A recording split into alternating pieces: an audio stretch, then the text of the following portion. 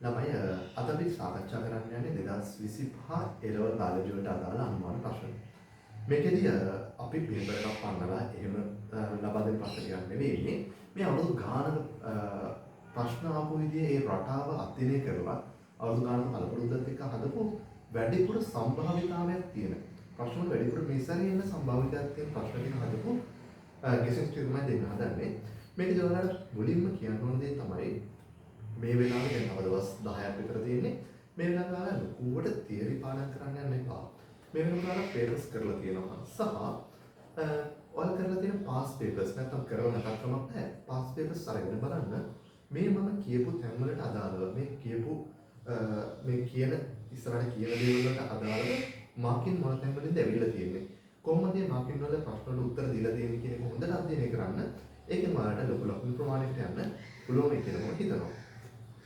මුලින්ම අපිට කතා කරන්න තියෙන්නේ රසායනික හා සෛලීය පදනම දෙවෙනි පාඩමේ එන්න තියෙන අනුමාන ප්‍රශ්න ටික. මේකෙදි ඔයාලා හොඳට බලා ගන්න ඕනේ මේ සැරේ මම හිතනවා ක්ලාස් රූම් පටලේ ව්‍යුවේ හා කෘත්‍ය සම්බන්ධව ඔයාලට රචනා ප්‍රශ්නයක් එන්න පුළුවන් වෙයි කියලා. ඒක හොඳට බලන්න සෑහෙන අවුරුදු ගානක් මේක ඇවිල්ලා තිබුණේ නැහැ හරියට. ඒ නිසා හොඳට බලන්න රසායනික හා සෛලීය ක්ලාස් රූම් පටලේ ව්‍යුවේ හා කෘත්‍යයට අදාළව තියෙන ප්‍රශ්න ටික. ඊට අමතරව ඔයාලට මතකයි දෙවෙනි පාඩමේ තියෙන මේ ප්‍රාග්න්‍යෂ්ටික සහ ශූන්‍යෂ්ටික සංසන්දනයක්. මේ ප්‍රාග්න්‍යෂ්ටික හා ශූන්‍යෂ්ටික සංසන්දනයේ රචනා ප්‍රශ්නයක් හෝ ව්‍යුහගත රචනා ප්‍රශ්නයක් එන්න වැඩිපුර සම්භාවිතාවයක් තියෙන තැනක් මේසරේ. ඒ වගේම කාබෝහයිඩ්‍රේට් අනිවාර්යෙන් බලලා යන්න. ඒ වගේම ප්‍රෝටීන බලන්න ඕනේ. විශේෂයෙන්ම දෙන්න මේක. ජලයට අදාළව තියෙන සියලු කොටස් ඔයාලා ඉතාම හොඳින් අධ්‍යයනය කරලා ඉන්න දෙසරින් සම්පූර්ණ කලින් ඒත් එක්කම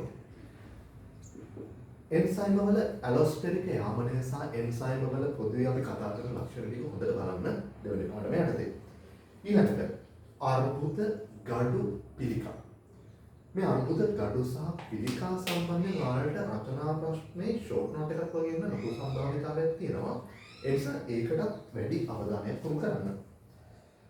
අවසානයේ මේක ස්වායු ශ්වසනය සහ නිර්වායු ශ්වසනය. ස්වායු ශ්වසනයේ තියෙන පියවර සහ නිර්වායු ශ්වසනයේ ස්වායු ශ්වසනය කොහොමද වෙනස් වෙන්නේ? සහ නිර්වායු ශ්වසනයේ තියෙන ආකාර දෙක සම්බන්ධයෙන් ඉතාම හොඳින් අධ්‍යයනය කරලා යන්න මේ සැරේ විභාගයට යන්න කලින්. හරි. ඊළඟට ළමයි අපි සාකච්ඡා කරමු මේ ජීවීන්ගේ විවිධත්වය.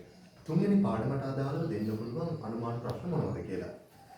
පළවෙනියටම ඔයාලා බලන්න ඕනේ කියන්නේ බීජ නොදරන සලාල ශාක සම්බන්ධයෙන් වර්ගීකරණය පොඩ්ඩක් බලා ගන්න.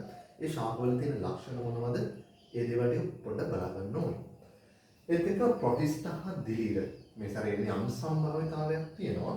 ඒ වගේම ප්ලැටිහෙල්මින්තේස් සහ ඇම්ෆිබියා කියන වර්ග පිළිබඳව පොඩ්ඩක් බලාගෙන යන්න. ඊළඟට ඔයාලගේ සම්පත් පොතේ තියෙන ප්‍රෝකැරියෝටා යුකැරියෝටා සංසන්දනය බැක්ටීරියා ආකියා යුකැරියා සංසන්දනය අධිරාජ්‍ය වලට අධිරාජ්‍ය ධාන්‍ය වලට අදාළ වෙන ලක්ෂණ ටික හොඳින් අධ්‍යයනය කරලා යන්න.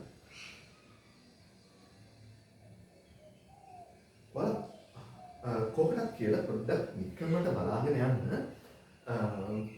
මට නිකමට හිතෙනවා මේ වර්ගීකරණ ඉතිහාසය සම්බන්ධයෙන් යම් MCQ එකක් වගේ දාන්නේ අපි සම්භාවිතාවක් තියෙයි කියලා. ඒ නිසා ඔයගොල්ලත් ඒකට පොඩි අවධානයක් යොමු කරන්න. ළමයි ඊළඟට අපි ශාක ආකාරය හා ක්‍රියාකාරීත්වය ගැන කතා කරනකොට ඔයාලට මේ සැරේ ප්‍රාථමික වර්ධනය සම්බන්ධයෙන් ප්‍රශ්නයක් කියන පොඩි සම්භාවිතාවක් තියෙනවා. ලොකු එකක් නෙවෙයි. පොඩි සම්භාවිතාවක් තියෙනවා මේ ප්‍රාථමික වර්ධනය සම්බන්ධයෙන් ප්‍රශ්නයක් දාන්න. ඒත් එක්කම මේ සනාල කිරණ සහ ඊට අමතරව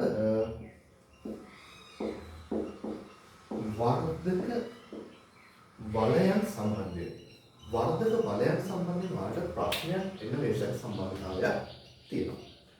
ඒත් එක්කම ඔයාලා හොඳට බලා ගන්න ඕනේ මේ කුටිකා ඇරීමේ වැසීමේ යාන්ත්‍රය ඊළඟට කුටිකාවක ව්‍යුහය ඊට පස්සේ පොටෑසියම් සංදය වගේ දේවල් කුටිකාවලට අදාළව සියලුම කරුණු ඉතා හොඳින් අධ්‍යයනය කරනවා. ඊට අමතරව කුටිකාව නිසා උත්සේදනය සිද්ධ වෙන්නේ කොහොමද? මේ උත්සේදනය හොඳට බලන්න. ඒත් එක්කම නිකමට වගේ පොඩ්ඩක් මේ උත්සේදනය සහ බිඳු දෙක අතර තියෙන වෙනස්කම්. මෙන්න මේ ස්ට්‍රක්චර් දෙකේ ඉන්න පුළුවන්. උත්සේදනය සහ බිඳු දෙක අතර තියෙන වෙනස්කම් මොනවද කියලා ටිකක් බලන්න ගන්න. ඒත් එක්කම ජල විභවය කොහොමද අපි දන්නවා ඒක සාමාන්‍ය වෙන ප්‍රශ්නයක් MCQ වලදී මේ ජල විභවයට අදාළ ප්‍රශ්නයක් සහ ව්‍යුහගත වලටත් යම් සම්භාවිතාවයක් තියෙන තැනක් තමයි ජල විභවය එක හොඳට බලා ගන්න. ඊට පස්සේ ඔයාලා අරේ ජල පරිමාණය අපෝප්ලාස්ට පතය, සිම්ප්ලාස්ට පතය ඊළඟට පටල හා සම්ප්‍රේෂණය වගේ කොටස් ටිකක් බලාගෙන යන්න. මේ සැරේ ජීවන චක්‍රය. මේ සැරේ එන්න තියෙන ජීවන චක්‍රය නම් සම්භාවිතයක් තියෙන එන්න වැඩි සම්භාවිතයක් තියෙන ජීවන චක්‍රය තමයි නෙප්‍රොලොපිස් ජීවන චක්‍රය සහ සීකස් වල ජීවන චක්‍රය. ඒකත් බලාගෙන යන්න. ඊළඟ වාරදී මේ පාඩමේ අවසාන හරියේ තියෙනවා ජෛව ආතති. ජෛව ආතති වලට ශාක දරන ප්‍රතිචාර මොනවද කියන එක මේ සැරේ එන්න සම්භාවිතාවයක් තියෙන තැන. අවසාන වශයෙන් මේ පාඩමේ වර්ධක යාමක ශාක වර්ධක ද්‍රව්‍ය කියන්නේ මොකක්ද? ඒක නිර්වචන මොකක්ද? ශාක වර්ධක ද්‍රව්‍ය වර්ග මොනවද? ඒ වගේ සිද්ධ වෙන්නේ මොනවද? අන්නේ කොටස් ටිකට හොඳ අවධානයක් යොමු කරන්න. හරි. තමයි ඊළඟට අපි පස්වෙනි පාඩම සහ දිගම පාඩම සත්‍යය. මේ සත්‍යයට අදාළව ලොකු ලකුණු ප්‍රමාණයක් අපේ එක්සාම් එකේ සාමාන්‍ය 33කට ආසන්න ප්‍රමාණයක් ලකුණු වෙන නිසා සත්‍යය කියන්න දෙයක් නැහැ. සත්‍යව A to Z බලා ගන්න ඕනේ. මේකෙදි හැබැයි මේ සැරේ එන්න සම්භාවිතාවය රචනාවලට සහ ව්‍යුහගත වලට වැඩිපුර එන්න පුළුවන් තැන් ටික මම කියන්නම්. ජීරණ යාමනේ. ආහාර ජීරණයට අදාළව මේ ජීරණ පද්ධතිය, ඒකේ එන්සයිම, ඒ වගේ දේවල් ගැන වැඩිපුර අවධානයක් යොමු කරන්න ජීරණය සම්බන්ධයෙන්. ඊළඟට මේ සැරේ රචනා ප්‍රශ්න එන්න ඉතා වැඩි සම්භාවිතාවයක් තියෙනවා සමස්ථිතික යාමනේ.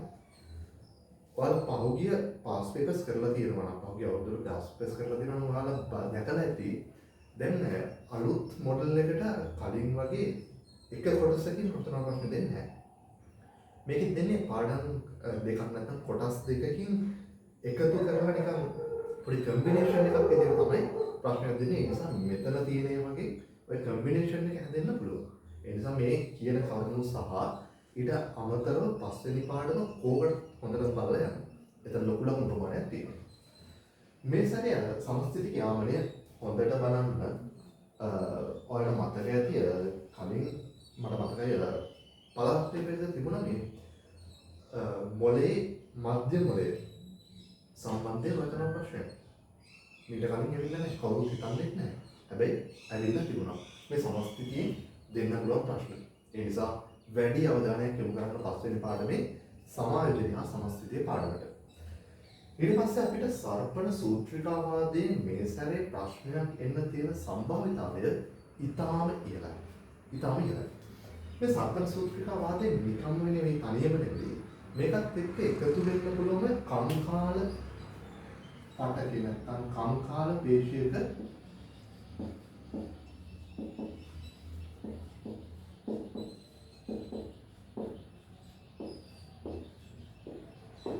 කංකාල පේශයක ව්‍යුහය කියන කොටසත් එක්ක එකතු වෙලා එන්න පුළුවන්. ඒ කියන්නේ සාපමීරේ ව්‍යුහය, එන්රේකා ඒ වගේ දේවල් එක්ක මේ ප්‍රශ්නේ දාන්න පුළුවන්. හොඳට බලාගෙන යන්න. ඊළඟට රුධිරයේ කැටිගැසීම. රුධිරයට අදාළව රුධිරයේ කැටිගැසීම එන්න සම්භාවිතාවයක් තියෙනවා. එක්ක ෂෝට් නෝට් එකකට එහෙම නැත්නම් ව්‍යුහගත රචනා ප්‍රශ්නයක කැලලකට එන්න පුළුවන් වෙයිද. හෘදය සම්බන්ධයෙන් ගත්තොත් හෘදය සම්නයන පද්ධතිය හොඳින් බලන්න. හෘද සම්නයන පද්ධතියෙන් ලොකු ඉඩක් තියෙනවා. SA ගැටේ AB ගැටේ කොහොමද මේ වගේ ආවේග ගමන් කරන්නේ? ඒකත් එක්කම ECG එක මෙන්න මේ ටික හොඳට බලාගෙන යන්න. විදුලි කම්පරේටරේ ඒකට හොඳ අවධානයක් යොමු කරන්න. ඊළඟට ප්‍රදාහක ප්‍රතිචාර. ප්‍රදාහ ප්‍රතිචාර ලිස්ට් එකක් තියෙනවා. ඒක හොඳට බලාගෙන යන්න. ඊළඟට කෝකටත් කියලා කන පොඩ්ඩක් බලාගෙන යන්න. කන බලාගෙන යන්න කියන්නේ කනට අදාළව ඒකේ කෘත්‍යයන් මොනවද? බැලන්ස් එක රකින්න මොනවද ඒකේ තියෙන්නේ? ශබ්දය ඇහෙන්නේ කොහොමද? ඒ දේවල් ටික කර්ණ සංකේතී ව්‍යුහය මෙන්න මේ දේවල් හොඳට බලාගෙන යන්න. මේ කන නම් අවුරුදු ගානක් තිස්සේ අවුරුදු කීපයක් තිස්සේම කියනවා කන එන්න පුළුවන් කියලා. තාම ආවේ නැහැ. ඒ කියන්නේ මේ සැරේ එන්න අවස්ථාව ගොඩක්ම වැඩි. ඒ නිසා කෝකටත් කියලා කන බලාගෙන යන්න. හරි. ළමයි ළඟට අපි කතා කරමු ප්‍රවේගය. මේ 6 වෙනි පාඩම. 6 වෙනි පාඩමේදී ඔයාලා විශේෂයෙන් බලා ගන්න අභිභවනය සම්බන්ධයෙන්. මේකේදී ඔයාලා ප්‍රමුඛ අභිභවනයේ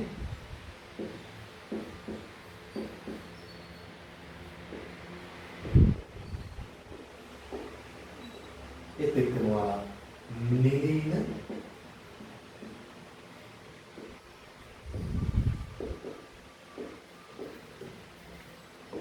ප්‍රමුඛ අභිභවනය සහ නිලීන අභිභවනය කියන කොටස් වලට වැඩි අවධානයක් යොමු කරන්න. ඊළඟට අපිප්‍රවේණීය කොටස හොඳට බලාගෙන යන්න. ඊළඟ මානව ලිංග නිර්ණය කොටස බලන්න. ඒත් එක්කම ඒකේ තියෙන මානව ලිංග ප්‍රතිබද්ධ ප්‍රවේණීය කොටස. මේ මෙන්ඩල්ගේ නොවන ආවේණීය යටතේ තියෙන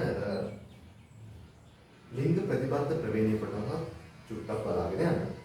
ඊළඟට හාඩි වයින්බර්ග් සමතුලිතතාවය ලොකු සම්භාවිතාවයක් නම් නැහැ එන්න.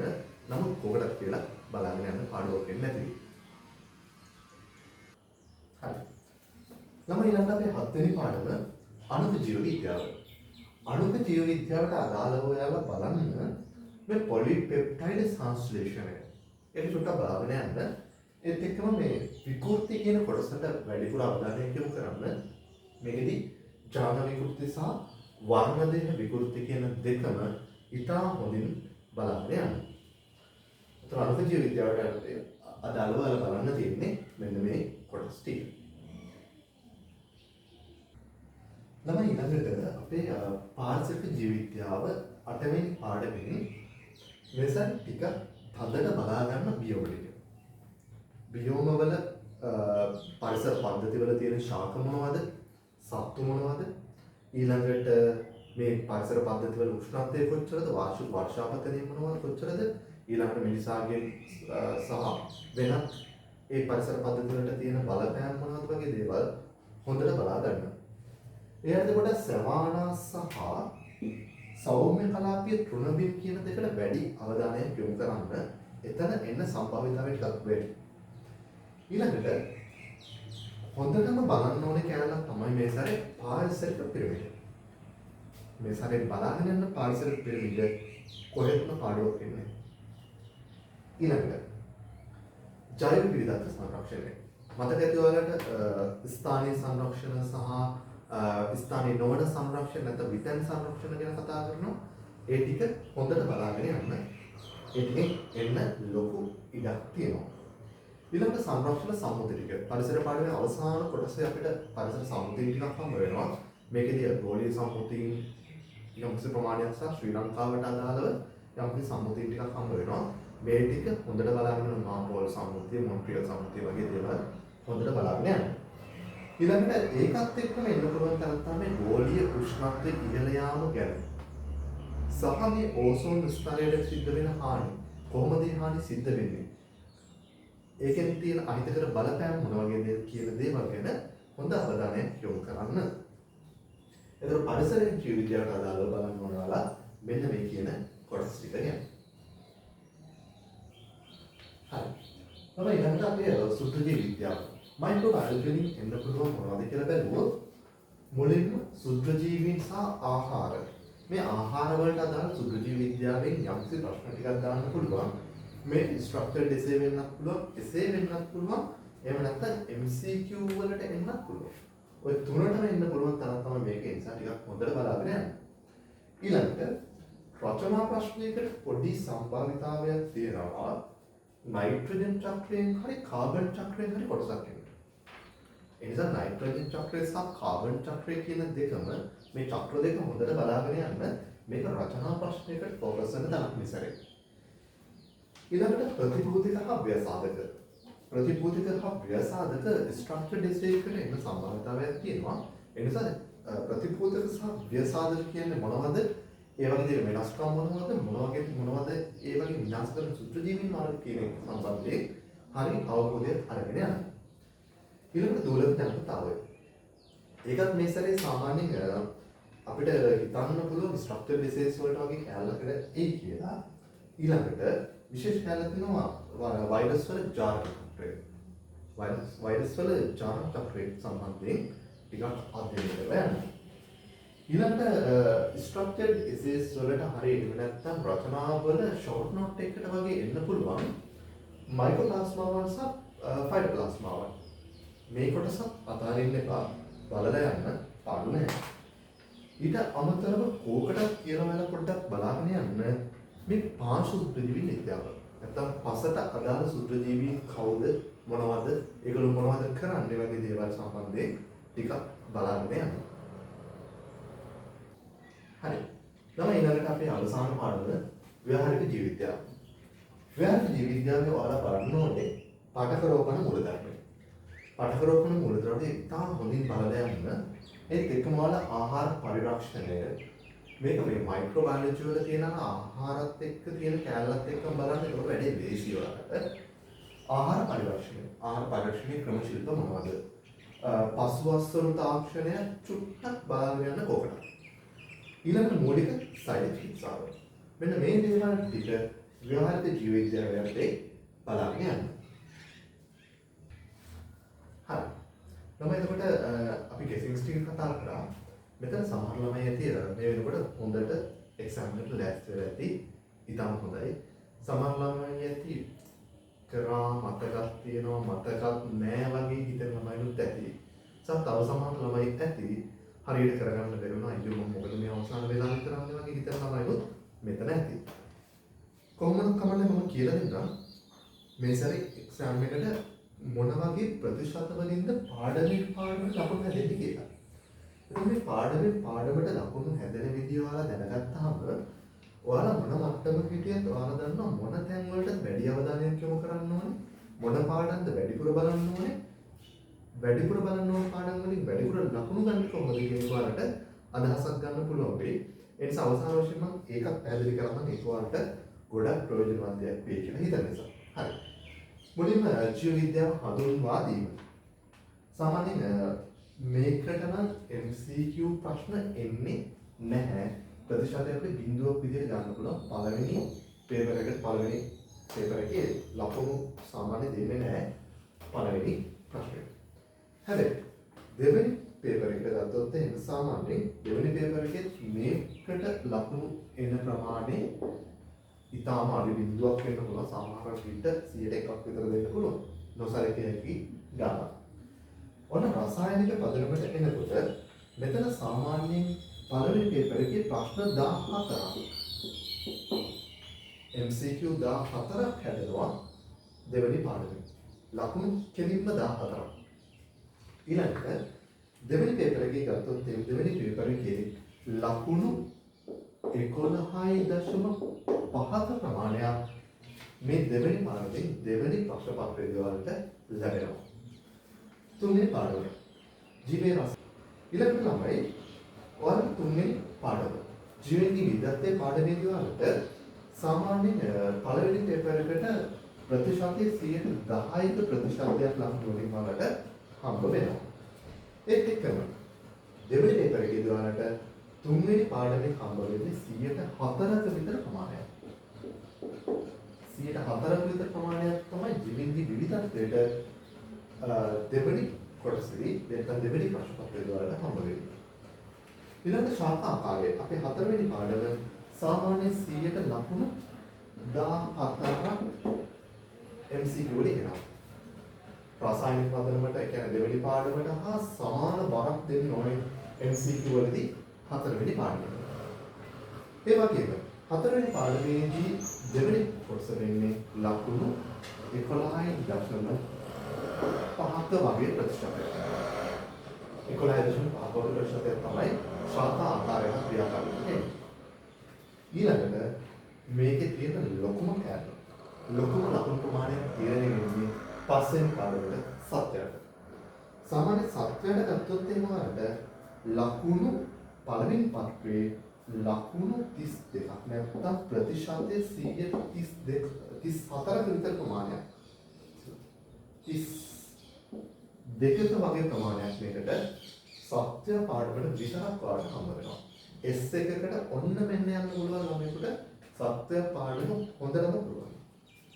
ඊළඟට සත්‍යාකාරයට ඔයාලට සාමාන්‍යයෙන් හම්බ වෙනවා ලකුණු 23ක විතර ප්‍රතිශතයක් 23ක විතර ප්‍රතිශතයක් හම්බ වෙන දෙවෙනි කොටසෙන්.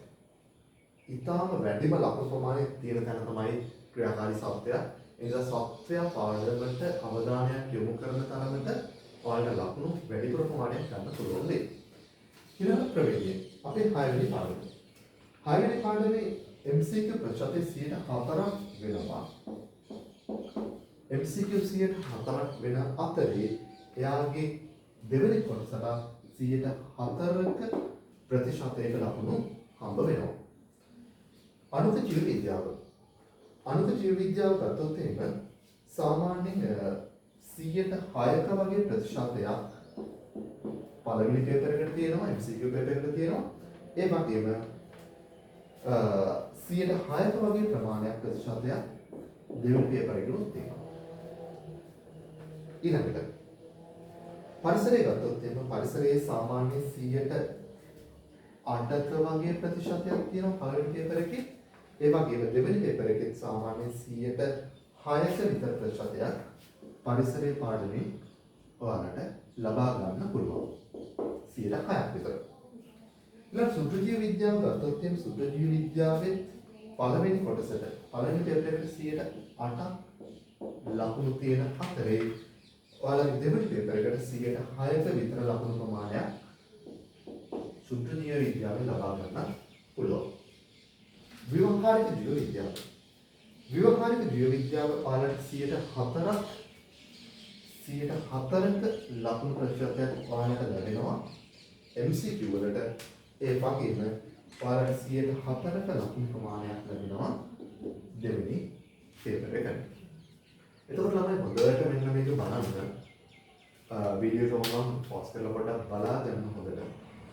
මේ තියෙන ලකුණු ප්‍රතිශත වලට ફોકસ කරලා ඒක ටාගට් කරලා යන අවසාන ටිකේ මේක බලාගෙන යන්න. මේකෙන් තමයි ලකුණු තීරණය වෙන්නේ. මේ ඔයාලට ලොකු ලකුණු ප්‍රමාණයක් ගන්න පුළුවන්.